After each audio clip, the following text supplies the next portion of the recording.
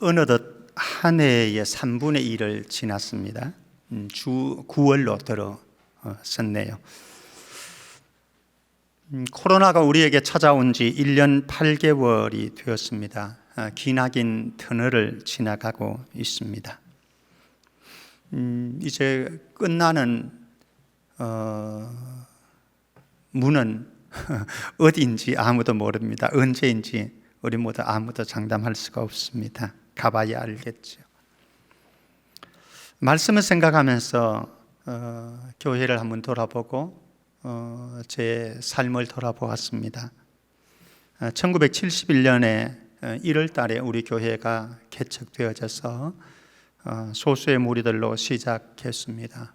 은 50여 년의 역사를 가졌습니다. 그 속에 많은 일들이 있었고 상황들이 있었고 또 주의 일들을 위해서 우리는 힘써 왔습니다. 그 일들에 헌신했던 우리 모든 중직자들, 성도님들에게 감사를 드리고요. 그러면서 우리는 또 리모델링을 해서 하나님 앞에 올려드리고 또 오병인 선교사님을 또다시 선교사로 파송할 수 있게 되어져서 얼마나 감사하고 또 감격스러운지 모릅니다. 제 개인적으로는 2002년도에 우리 교회를 부임을 했습니다. 벌써 20년의 세월이 지나가고 있습니다. 우리 주변에 이렇게 사람들의 삶을 바라보느라고 한다면, 그리고 여기에 나온 우리 성도님들의 얼굴을 바라보고 또 여러분들의 삶을 이해하기에는 사실 수많은 비하인드 스토리가 많이 있습니다. 이런 저런 일들. 그래서 하루하루 살아가는 것이 결코 쉽지 않다, 이런 생각을 가져봅니다. 그런데 우리가 살아가는 하루하루의 삶이 힘들고 고달프고 답답하기도 한 현실은 분명합니다. 그럼에도 불구하고 저는 이 시간 여러분들에게 이렇게 말씀드리고 싶어요. 그래도 아름답고 소중한 인생이다. 우리 옆 사람하고 같이 인사 나누어 봅니다. 그래도 아름답고 소중한 인생입니다. 예, 가슴에 새겨주시기를 바랍니다. 그래도 아무리 답답하고 고달프고 힘겨운 현실은 맞지만 그래도 여러분들의 삶은 너무나 아름답고 너무나 소중하다. 그러기에 지금까지 달려온 우리의 인생 여정을 생각해 보면 두렵고 떨림이었습니다. 그리고 지금도 두렵고 떨림이 우리 안에는 많이 있습니다. 그리고 앞으로 우리가 살아가야 될 인생 여정길, 주님 앞에 서는 그날까지 두렵고 떨림으로 달려가야 되는 인생길이 분명합니다. 자, 오늘 바울이 빌립보 교회를 선교하는 선교 현장으로 한번 찾아가서 저와 여러분들이 걸어가고 있는 오늘의 현실을 한번 몇 가지 점검해 보도록 하십시다. 바울의 선교, 빌립보 선교의 현장에서만 몇 가지 한번 특성을 살펴봅니다. 첫 번째는 성령의 인도를 따라서 살아가는 인생이다라고 하는 겁니다. 바울은 성령의 인도를 따라서 드로아 지방으로 내려갔습니다. 그리고 드로아 지방에서 밤중에 환상을 봅니다. 우리가 잘 알고 있는 마게도냐인의 환상입니다. 그래서 건너와서 우리를 좀 도와달라고 하는 손짓하는 그런 환상을 보게 되어집니다. 그리고 바울은 그대로 순종해서 성령의 인도를 따라서 마게도냐로 건너갔습니다. 유럽의 관문인 빌립보 성의 첫성 빌립보 지역에서 선교 활동을 하게 되어집니다. 사도행전 16장 12절 배경으로 가면은 그런 내용이 기록되어 있습니다. 저와 여러분들의 인생 살아가는 이 모든 인생 여정, 우리가 걸어가는 현실은 성령의 인도하심을 따라가는 것이다. 그래서 바울은 갈라디아서 5장에서 육체의 욕심을, 소욕을 따라서 살아가지 말고 성령의 소욕을 따라서 살아가라 말씀하고 있습니다. 사랑하는 성도 여러분, 저와 여러분들이 오늘 어떻게 살아가고 있습니까? 우리의 육체의 욕심 따라서 살아가는 인생이 아니라 성령의 소욕을 따라서 살아가는 우리의 인생 되어져서 언젠가 주님 앞에 설 때에 성령의 사람이라고 인정받기를 주의 이름으로 축복합니다. 두 번째, 이 바울이 선교하는 선교 현장에는, 그리고 우리가 살아가는 이 삶의 현장에는요, 그 누군가의 아름다운 헌신이 있었다라고 하는 겁니다. 그 누군가의 아름다운 헌신. 하나님께서는 빌립보 성에 누구를 준비해 두셨는가 하면은 옷감 장사를 하는 루디아라고 하는 한 여성을 준비를 해 두셨습니다. 하나님이 준비해 주신 것이죠. 이 루디아는 바울을 자기 집으로 모셨습니다. 그리고 바울에게 복음을 들었고, 그리고 온 가족이 세례를 받았습니다. 그리고 세례를 받은 이 가정에 루디아는 부탁을 했습니다. 바울 선생님, 우리 가정에서 당신이 선교를 하십시오. 전도를 하십시오. 우리 가정을 내어드리겠습니다. 루디아의 헌신을 통해서 그 집이 담보가 되어져서 이제 선교 사역이 이루어졌고, 가정교회가 형성되어지는 것이 빌립보 교회였다. 저와 여러분들이 이렇게 되돌아보면 오늘의 내가 존재하기까지는 주변에 아름다운 헌신이 있었다라고 하는 겁니다. 우리 오늘 선여비 상여비 여기 있습니다마는 선여비 상여비가 있기까지는 저 뒤에서 예배드리고 있는 박미순 권사님의, 김형철 집사님의 아름다운 헌신이 있었던 거죠. 우리 모두의 삶 아니겠습니까? 내가 오늘 여기까지 오는 데에는 그 누군가의 아름다운 헌신이 있었습니다. 그 헌신 잊지 마시고요. 그리고 그 헌신에 감사하면서 살아가는 저와 여러분들 되어지기를 바랍니다. 그리고 세 번째에 험난한 고난을 지나가야 하는 것이 우리네 인생 현실이다라고 하는 겁니다. 바울은 빌립보 선교를 하면서 우리 유명한 빌립보 감옥에 수감되는 현장을 우리 알고 있잖아요. 그곳에서 밤중에 바울과 실라가 부흥회를 합니다. 두 사람이 가지는 밤중 부흥회였죠. 놀라운 기적이 이루어지는 것을 우리는 보게 되어집니다. 빌립보 감옥에 수감되는 고초를 그곳에서 겪었죠. 바울이 지금 이 빌립보 교회 성도들에게 편지를 쓰고 있는데, 편지를 쓰는 장소가 어디인가 하면 로마 감옥입니다.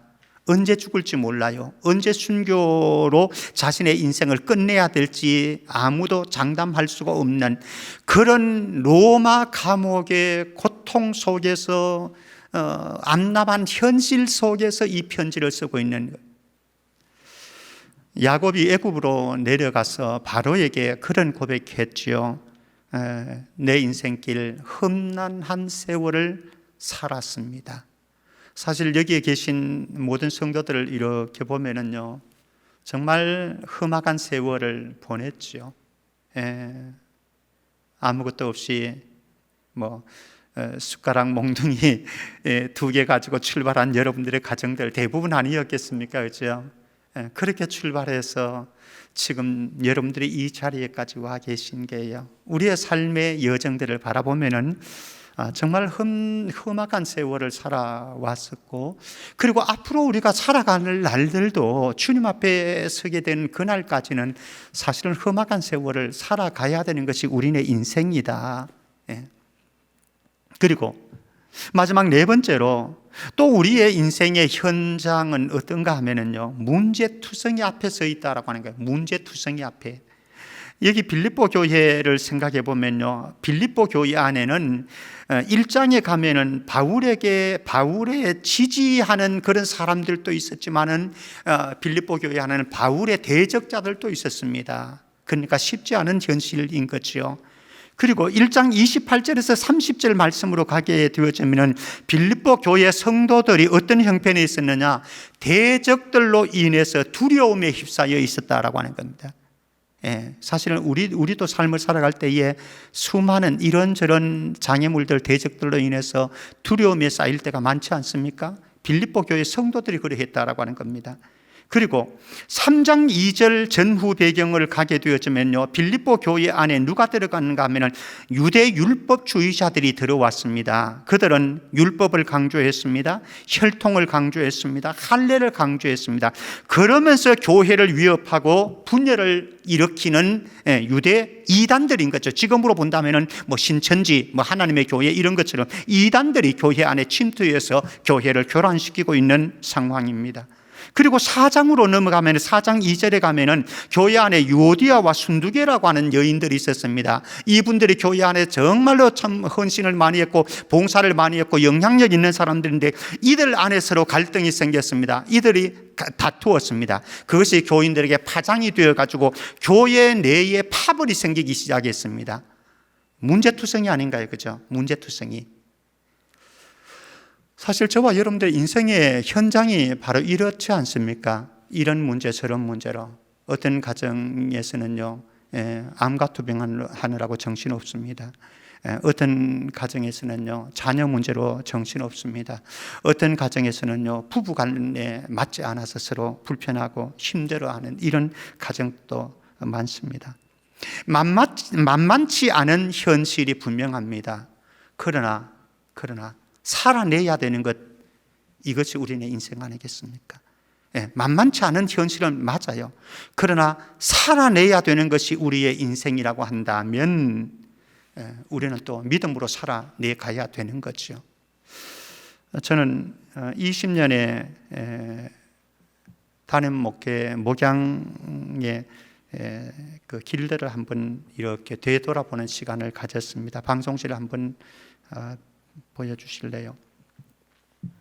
2002년도에 제가 부임을 했습니다. 그리고 2021년도 20년이 되는 해입니다. 제가 교회에 부임을 하면서 두 가지 제 목회에 어떤 기둥을 세웠습니다. 하나는 제자훈련 사역이었고 하나는 가정사역이었습니다. 그래서 제자훈련 사역을 위해서 소그룹 성경 공부를 하고 제자훈련 코스를 만들어서 3년 거리로 해서 훈련 사역을 했습니다. 그리고 또 그 제자훈련 코스에 들어오지 않는 분들을 위해서 공개 강좌를 해가지고 바이블 아카데미 말씀을 함께 나누는 공부하는 그런 거리를 두었습니다. 근데 이제 우리 제 나이쯤 되어지는 목회자들은 거의 대부분 제자 훈련은 일반적으로 하거든요. 정말로 교회 안에 목회에 너무나 필요한 부분이긴 하지만 대부분이 하고 있는 사역이기 때문에 사실은 제 목회의 큰 기둥 하나가 제자 훈련이긴 했지만은 사실은 더 큰 제 목회 칼날을 말한다고 한다면은 두 번째로 가정 사역에 초점을 두었습니다. 부부 성경 공부를 하고 5월달 되면 가정 세미나를 가지고 또 부부 추억 만들기를 만들고 부부 행복 캠프를 가지고 결혼식, 리마인드 웨딩, 또 성도들 생일 축하하는 등등 이런 사역들을 했습니다. 사실 제자훈련은 대부분의 목회자들이 할 수 있는 사역이지만은 가정 사역은 대부분의 목회자들은 하지 않는 사역. 제가 시작할 즈음만 해도 사역을 하지 않습니다. 특별히 이제 서울 내에서 서남권으로 이쪽으로 봐서는 가정 사역을 하는 교회들이 왕성교회가 하지만은 사실은 이제 길자인 목사님 같은 경우는 가정 사역에 대한 마인드는 철학은 아니거든요. 제가 아는 이 교수님이 거기에서 가정 사역을 합니다만은 그래서 이 서남권에서는 서울 서남권에서는 가정 사역 그러면은 성천교회 김병태 목사 그러면은 가정 사역하는 목사 이런 꿈을 가지고 사실 이제 교회 안에서 사역들을 많이 진행을 했었습니다.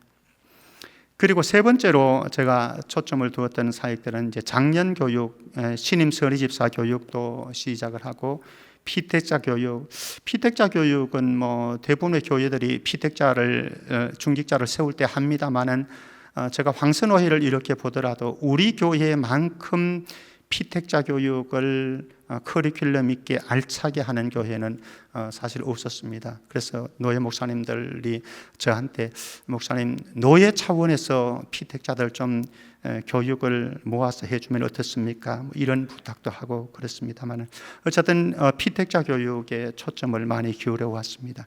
그리고 연말이 되어지면 청지기 교육을 해서 회장단 서기회계 교육을 시켜오기도 하고 또 때에 따라서는 필요성에 의해서 중직자 세미나도 가져보기도 했습니다. 그래서 장년 교육에 초점을 두어보고요. 그 다음에는 주일학교 사역을 위해서 어린이 전도 사역 시작을 하고 방과 후 교실도 해보고 토요 학교도 해보고 도서관도 운영하고 또 교사들이 힘을 얻어야 되기 때문에 교사 위로회도 주관을 해보고 독산동 어린이 축제, 청소년 복음 찬양 집회, 또 월삭 새벽기도회, 그러면서 이제 주일학교 사역을 해 왔습니다. 사실 제가 오면서 우리 장로님들과 함께 대화 나누면서 장학기금 좀 조성해서 우리 교회 내에 장학금을 좀 제대로 줍시다. 그리고 장학기금 조성되어지면은 이제 교회 주변의 문성초등학교라든지 가산중학교라든지 이런 학교들 장학금 기탁하는 사역을 좀 하십시다. 목표는 어떻게 세웠는가 하면 20억을 목표를 세웠습니다. 그래서 장학재단을 설립하는 것을 생각을 했습니다만은 사실은 이제 제가 꿈에 지났습니다. 예. 그 다음에 전도 사역을 하면서는 제가 이제 교회 부임을 하면서 이미지 전도를, 교회 이미지 쇄신이 굉장히 필요하다라고 생각을 해서 이미지 전도로 방향 전환을 했습니다. 그리고 새생명 축제를 하고 이제 제가 오니까 화요 전도 팀이 주로 이제 그냥 전도지 주고 예수 믿으세요, 교회 한번 와보세요, 이 정도의 전도더라고요. 근데 이 정도의 전도로는 안 되기 때문에 태신자를 작정해 가지고 태신자를 관리하면서 지속적인 전도를 하는 1:1 전도를 훈련을 해 왔었습니다. 그래서 많은 분들이 사실 1:1 전도에 자신감도 생겼고 많이 헌신도 했고요. 그랬던 것 같습니다. 그리고 전도교육, 전도개발팀 운영을 해 보려고 하기도 많이 노력을 했습니다.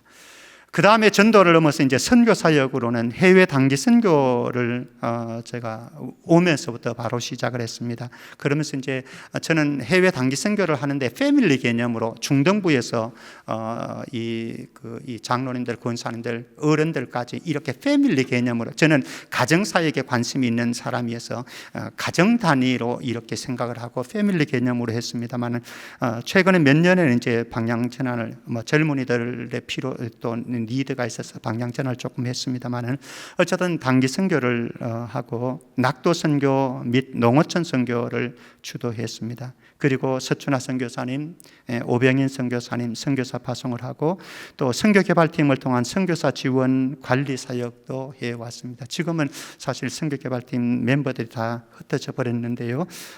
그렇습니다.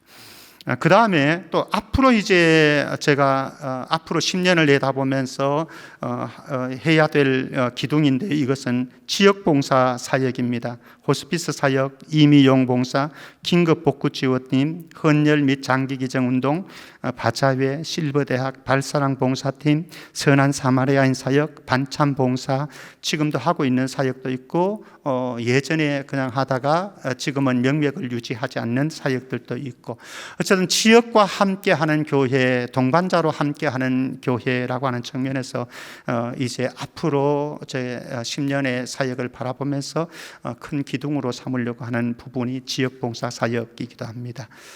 그 다음에 이제 8번째는 새가족부 사역을 했습니다. 제가 교회 부임해 오니까 새가족부실이 없더라고요. 그래서 좀 깜짝 놀랐습니다. 그래서 새가족부실을 제가 한 3년 이렇게 해서 새가족부실을 만들었습니다. 그때 당시에 제가 장로님들한테 새가족부실은 VIP실이 되었으면 좋겠습니다 라고 해서 그 당시에 제 기억으로는 한 500만 원 투자했던 것 같습니다. 그래서 새가족부실을 리모델링해서 했는데 최근까지 가장 우리 교회에서 유용하게 활용되어지던 공간이 새가족부실이었던 것 같습니다. 지금은 이제 리모델링을 해서 또 없어졌습니다만은 그리고 새가족 교사를 양육하기 시작했고 또 새가족을 돕는 바나바 사역을 하기 시작을 했었습니다. 지금도 여전히 새가족부 사역에는 부족함이 많습니다만은 또 리모델링 해 가야 될 것 같고요. 그 다음에 9번째는 소그룹 사역을 해왔습니다. 축구선교회, 족구팀, 야구팀 등 기능적 소그룹으로서는 독서팀, 등산팀, 코란데오, 호스피스팀, 전도개발팀 이런 팀들을 통해 가지고 소그룹 사역을 해오고, 이것과 맥락을 같이 하는 사역으로 문화교실을 했습니다. 지금 문화교실 상엽이 선엽이 다 여기 있는 사람들이 문화교실 통해 가지고 지금 성장을 해. 현정이 맞나? 현정이나? 예, 현정이도 문화교실 통해 가지고 지금 성장을 했던 사람이고, 삼부 할렐루야 오케스트라가 문화교실 통해 가지고 사실 이렇게 세워졌거든요. 그래서 관현악팀, 동요반, 드럼반, 기타반, 성악반, 반주법 등등. 예.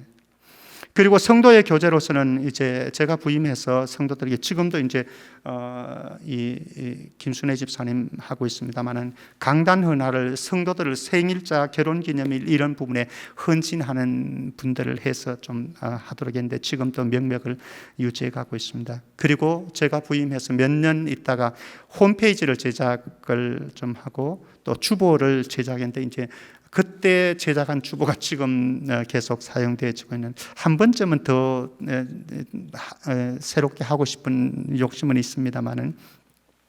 그리고 이미지 관리팀을 두어서 이제 교회의 데코레이션을 좀 해서 이제 교회의 어떤 이미지를 관리했으면 좋겠다 해서 이제 진행해 왔습니다. 그리고 체육대회, 전교인 수련회, 소그룹 사역, 이런 성도의 교제 사역을 해왔고, 그 다음에 영성 부분에서 이제 큐티 세미나, 찬양팀, 중보기도 사역, 우리 중보기도 사역이 이제 함께 했던 많은 권사님들이 대부분 참 많이 동참을 했는데, 권사님들이 이제 연세가 들어가지고 또 이미 가신 분들도 계시고, 그래서 앞으로 이제 고민이긴 합니다만, 젊은 층들은 다 직장을 가고, 중보기도 사역도 고민이긴 합니다만 또 앞으로도 계속해서 리모델링 해 가야 되는 부분이고요.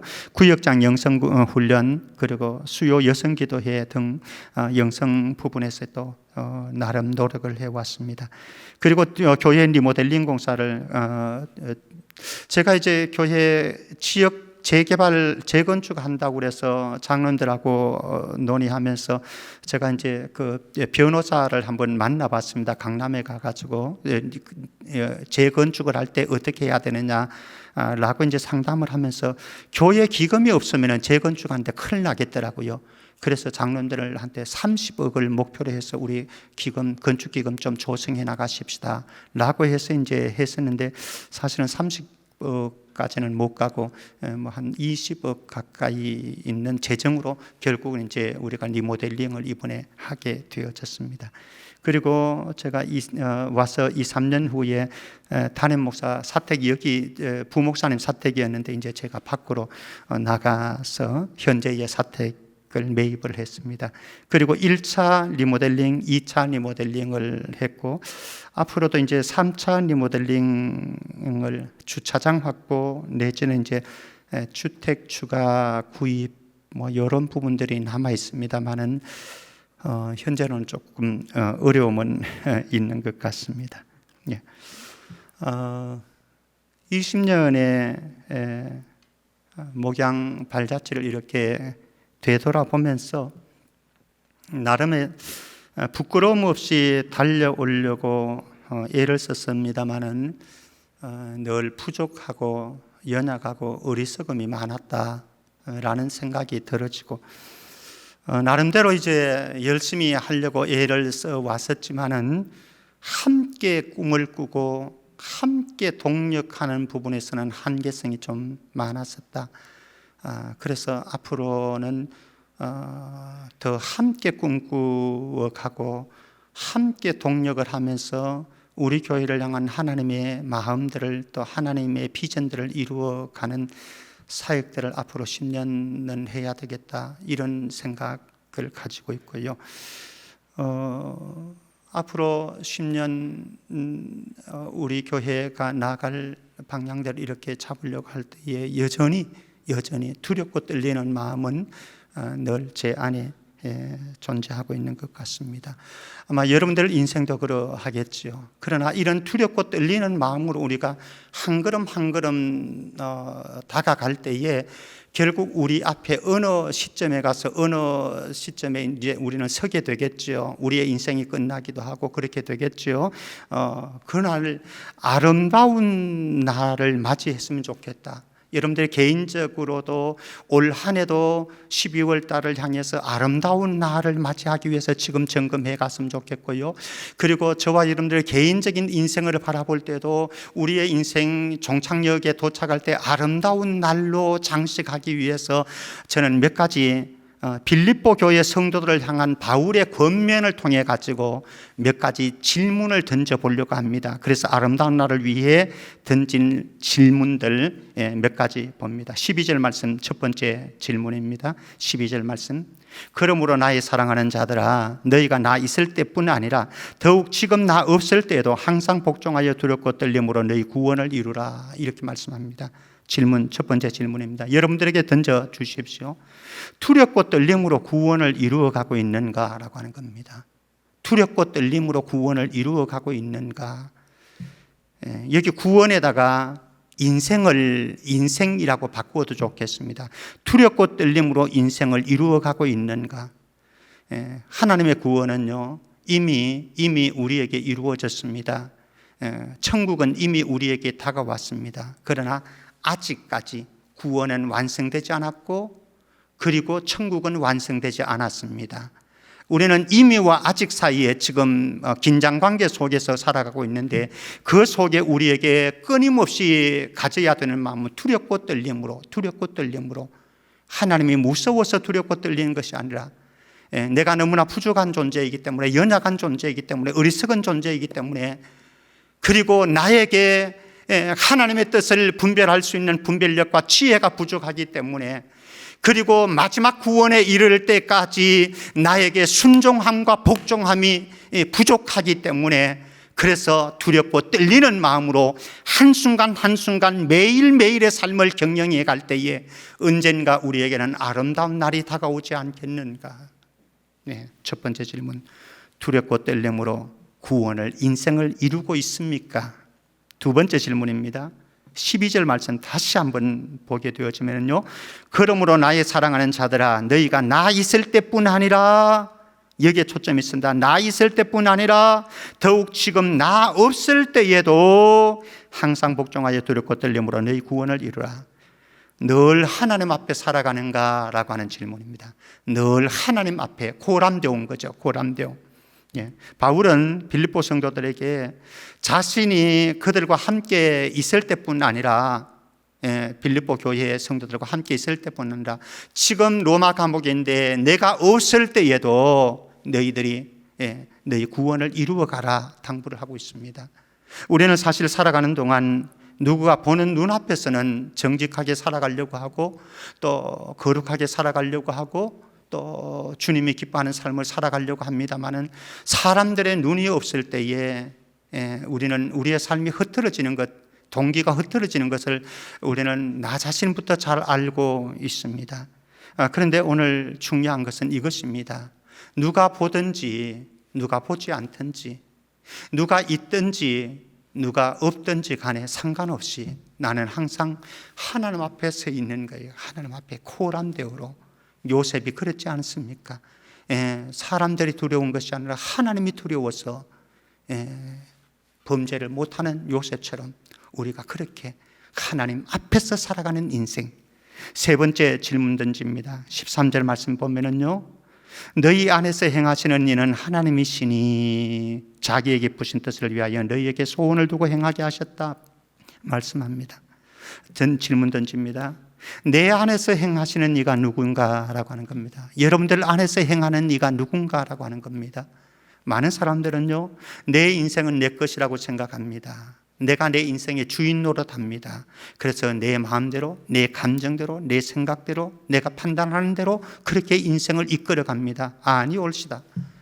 우리의 정과 육체는 십자가에 못 박은 것이고, 우리는 그저 내 안에 주인이신 예수님께서 이끄시는 대로, 내 안에서 감동시키시는 성령님이 이끄시는 대로 한 걸음 한 걸음 그렇게 살아가는 거죠. 여러분들이 주인 되지 마시고요, 여러분들의 감정이 주인되게 만들지 마시고, 여러분들의 생각이 주인되게 만들지 마시고, 여러분들의 길, 마이웨이라고 하는 것이 내 인생의 주인되게 하지 마시고, 우리의 주인 되신 예수님께서, 성령님께서 우리의 길들을 이끌어 가실 수 있도록, 그래야 마지막 주님 앞에 설 때에 아름다운 날이 우리에게 다가올 것입니다. 네 번째 질문입니다. 13절 다시 보시면은요, 너희 안에서 행하시는 이는 하나님이시니 자기의 기쁘신 뜻을 위하여 너희에게 소원을 두고 행하게 하시나니 말씀합니다. 하나님은요, 저와 여러분들 안에 하나님이 기뻐하시는 뜻을 두고 행하십니다. 그래서 주님의 소원을 이루어 가기를 원하십니다. 우리 착각하지 말아야 돼요. 우리 경계해야 될 것이 있어요. 그것이 무엇인가 하면요, 나의 뜻과 우리의 뜻이라고 하는 거예요. 나의 뜻이 그렇게 중요합니다. 우리의 뜻이 그렇게 중요합니다. 그래서 때로는 나의 뜻과 나의 소원과 나의 원함을 가지고 하나님의 팔을 뒤틀려고 하는 노력도 하는 것이 우리의 기도 가운데 그런 기도가 많이 있지 않습니까? 그런데 예수님처럼 아버지요, 나의 원대로 마옵시고 아버지의 원대로 되기를 소원합니다. 이게 정말로 우리에게 던져져야 될 질문입니다.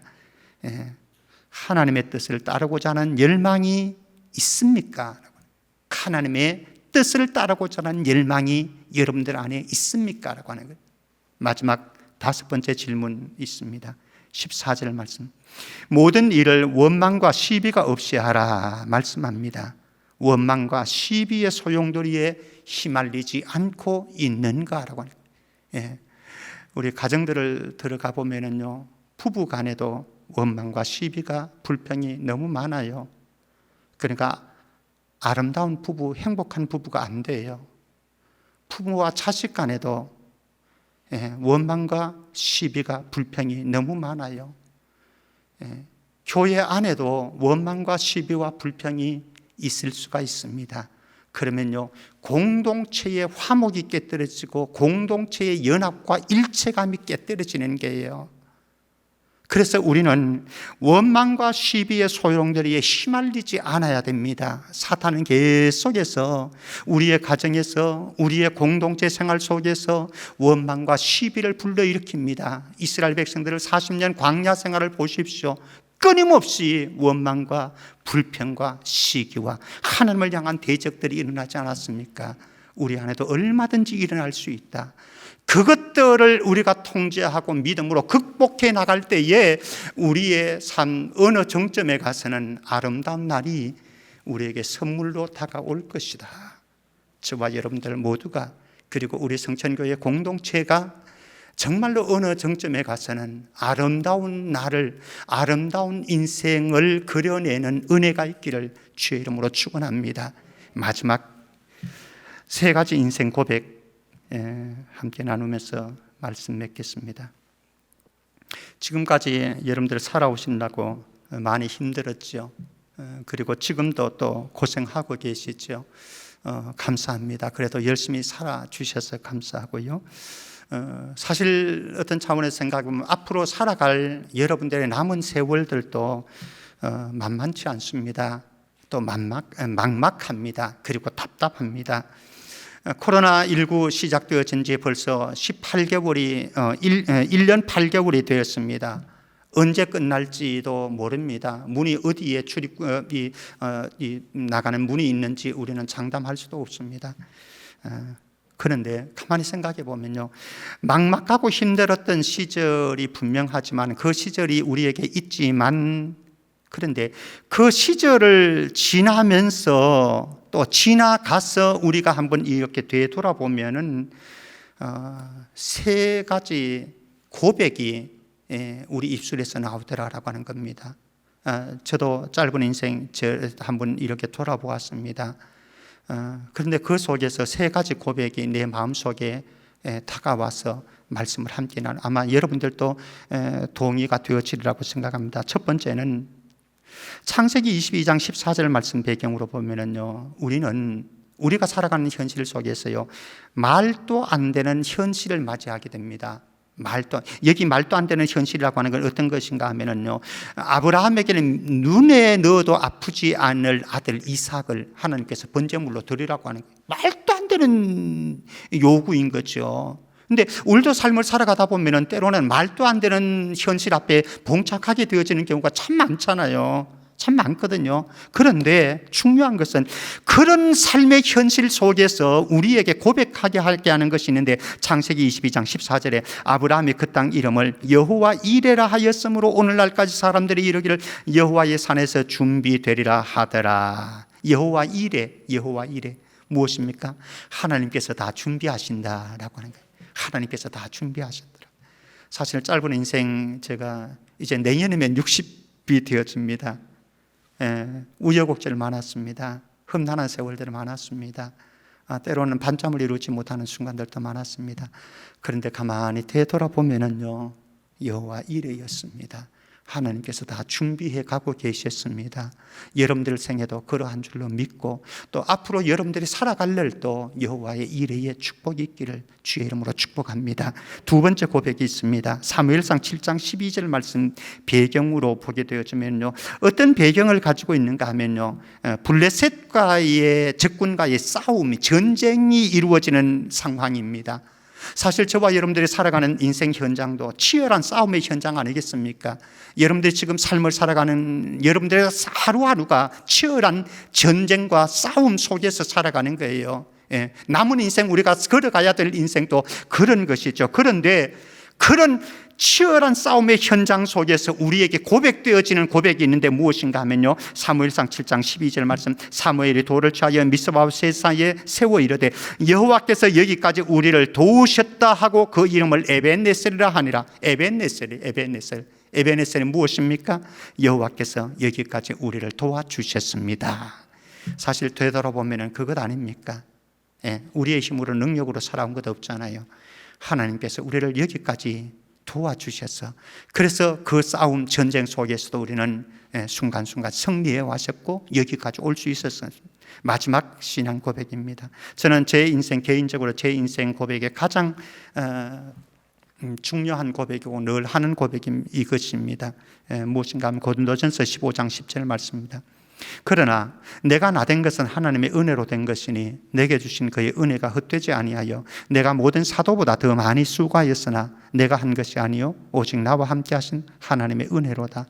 사실 저와 여러분들이 살아가는 삶의 현장은요, 버거운 삶이고요, 또 우리가 감당해야 될 사명은 버거운 사명입니다. 버거운 인생길, 버거운 사명의 길을 걸어가는 동안 저는 늘 제 자신이 발견하는 것이 참 부족하다, 참 연약하다, 참 어리석기도 하다, 그런 생각을 떨쳐버릴 수가 없습니다. 부족하고 연약하고 어리석은 길들을 가는데 중요한 것은 무엇입니까? 그때에도 하나님이 여전히 저와 함께 하셨고 여러분들과 함께 하셨고 하나님의 은혜를 베풀어 주셔서 여기까지 걸어올 수 있었다라고 하는 사실, 하나님의 은혜가 나를 나되게 만들고 여러분들을 여러분들에게 만들고 우리 성천교회를 성천교회 되게 만드실 줄 믿습니다. 남은 생에 우리 정말 여호와 이레의 에베네셀의 여호와의 은혜를 붙잡고 살아가서 언젠가 우리의 인생 스탑하는 그 순간에 잘 달려왔다, 아름답게 달려왔다, 수고했다, 주님 위로와 주님의 칭찬이 우리 모두에게 넘쳐나기를 주의 이름으로 축원합니다. 하나님 아버지 은혜 감사합니다. 하나님의 은혜가 아니었으면은, 하나님이 도우시지 아니었으면은, 하나님께서 준비해 주시지 않았으면은 도저히 여기까지 달려올 수 없었던 인생인데 하나님께서 우리들과 함께 하셔서 여기까지 달려오게 하신 것 감사합니다. 남은 한 해도 믿음으로 살아가게 하시고 남은 우리의 인생 여정길에도 하나님과 함께 동행하는 행복한 인생 되게 하여 주옵소서. 거룩하신 예수 그리스도 이름으로 기도하옵나이다. 아멘.